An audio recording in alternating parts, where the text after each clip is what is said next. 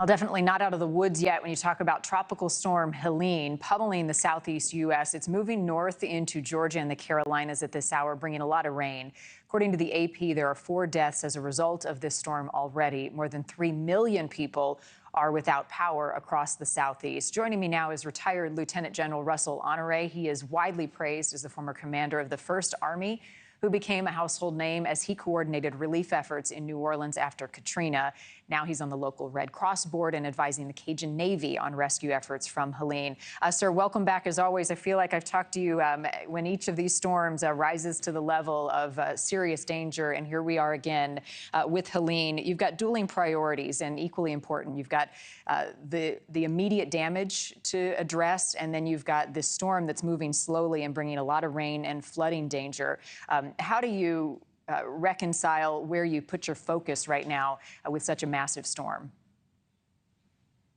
Well, we go to the first hit, get the first serve. As in the case of Florida, the concentration of the Cajun Navy, the Red Cross pre-deployed, and the Cajun Navy pre-deployed trucks loads of emergency supplies in Pensacola.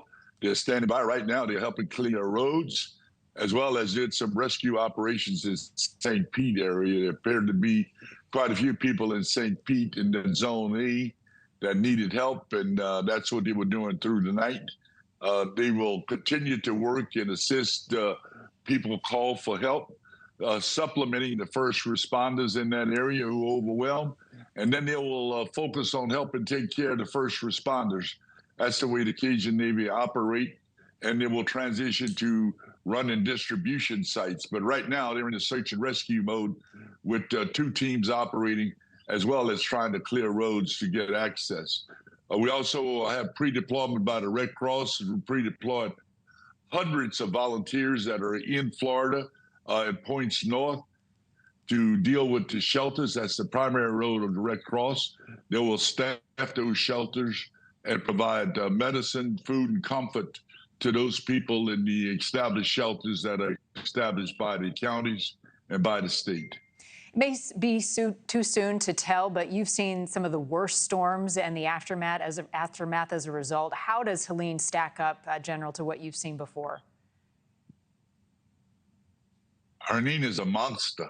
I would expect with the amount of damage and the devastation is caused, this might be the last time we see that name. I don't want to presuppose the National Hurricane Center, but Helene still has a lot of damage. Is going to do points north of Florida, particularly when they get into Tennessee Valley and in Appalachia, where that heavy rainfall has nowhere to go but into the valleys, as you would perceive. And that's going to cause, it could cause extensive damage to people's homes, and it will take out a lot of the grid. Points north in Georgia, as well as into the Tennessee Valley from the rain impact is going to be devastating. So it's a big storm, probably as big as or bigger than Katrina was in terms of size, but the strength it hit landfall with is unprecedented.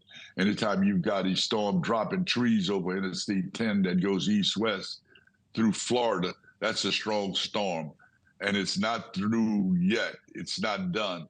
It still will cause more damage, mostly water damage at this point in time. But winds are strong enough to drop more trees. So the electrical grid, a lot of people will be without electricity. You're right. It is a monster. Given what we saw in Katrina, it was the days and weeks after that became the worst. What were the lessons learned there that could already be applied in advance of what we're seeing with Helene? Water.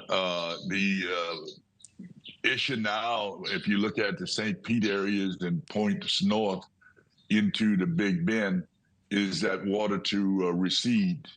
And much of the sewer systems are backed up, and that would normally take the drainage systems are now backed up. And it's going to take a while because those winds stop blowing and that water to recede. It could take a day or 2 for that water to clear. And it has an impact on things like sewer systems. So people that didn't get to evacuate, it's going to be uncomfortable, but they survived.